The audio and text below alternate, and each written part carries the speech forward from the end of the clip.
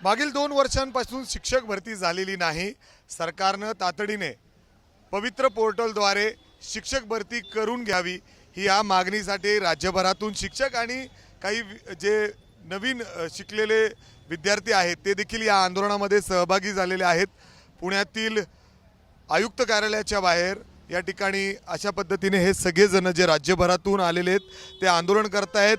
मागणी हीच आहे की अर्थात शिक्षक भरती ही लवकरात लवकर व्हावी।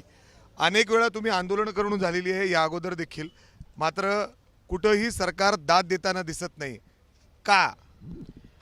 2 वर्षापासून शिक्षक भरती संदर्भात नुकतेच परिपत्रक काढले जातात, पण ॲक्च्युअल भरती प्रक्रिया राबवली जात नाही।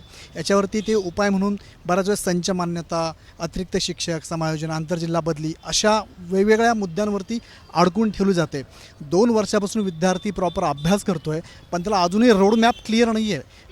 जसं प्रत्येक भरतीमध्ये आधी ॲड येते, इथे ॲडच नाही आहे। इथे किती जागा भरल्या जाणार काहीच माहिती नाही आहे, आणि विचारणा केली तर फक्त वेगवेगळ्या मुद्द्यांवरती अडकून ठेवलं जातं आहे। सो हे महाराष्ट्रातून सगळे विद्यार्थी आलेले आहे आणि बऱ्याच वर्षापासून तयारी करताय। यांची एकच मागणी आहे की शिक्षक भरतीचा रोडमॅप क्लिअर कट द्यावा सरकारने। मागील म्हणजे अर्थात जर आपण लाखो विद्यार्थी असे तयार झालेले आहेत जे म्हणजे डीएड बीएड करून येतात, टीटीची परीक्षा झालेली असेल, का कुठं अडतंय? सरकार बोलतंय, चर्चा करतात, तुम्ही आंदोलन करता, मंत्र्यांना निवेदनं देता। खरं तर यांचा मराठी शाळा किंवा स्थानिक स्वराज्य संस्थेच्या शाळा राहाव्या, टिकाव्या आणि सर्वसामान्यांना शिक्षण मिळावं हाच हेतू मुळात नाही आहे।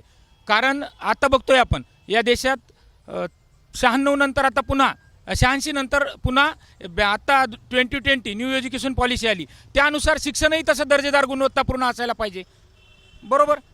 मग प्रत्येक सगळीकडे इक्वॅलिटी इक्वॅलिटी इक्वॅलिटी, इथेच मग डिस्पॅरिटी का? शिक्षणात समानता का नको?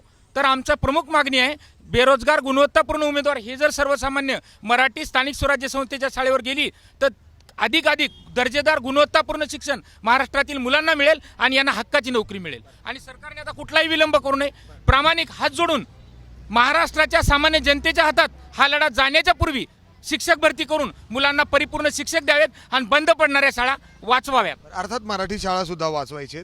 ताई, महिला देखील खूप मोठ्या संख्येने या आंदोलनामध्ये वारंवार तुम्हाला राज्यभरातून इथं आंदोलनासाठी यावं लागतं आयुक्त कार्यालयाच्या समोर।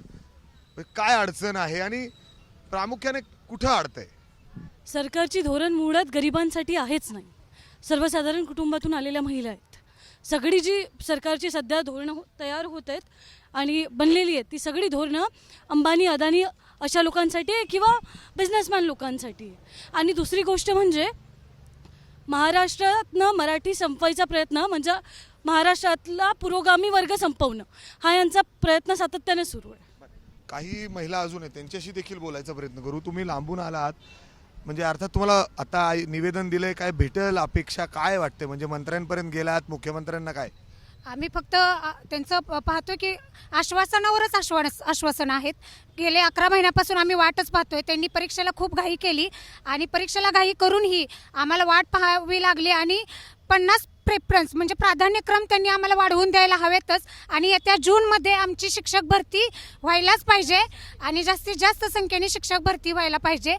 आणि आमच्याकडे आम्ही जेवढे अभियोग्यताधारक जमलेलो आहोत ते सगळे गुणवत्ताधारक अभियोग्यताधारक आहेत, तरी सरकारने आमची शिक्षक भरती अर्थात सरकार दरबारी हीच मागणी आहे की शिक्षक भरती व्हावी। मागील 2 वर्षांपासून ही झालेली नाही आणि त्यामुळंच हे सगळेजण पुण्यातील या शिक्षण आयुक्त कार्यालयाच्या समोर जमलेले आहेत। वारंवार आंदोलनं करावी लागतात। मुख्यमंत्री असतील, शिक्षण मंत्री असतील, यांच्याकडे निवेदनं देऊन सुद्धा, मागणी करून सुद्धा दाद मिळत नाही आणि त्यामुळं शिक्षकांवर अशा पद्धतीने आता पुन्हा एकदा आंदोलन करायची वेळ आली आहे। कॅमेरामॅन राजेश बिडकरसह मिकी घई, एबीपी माझा, पुणे।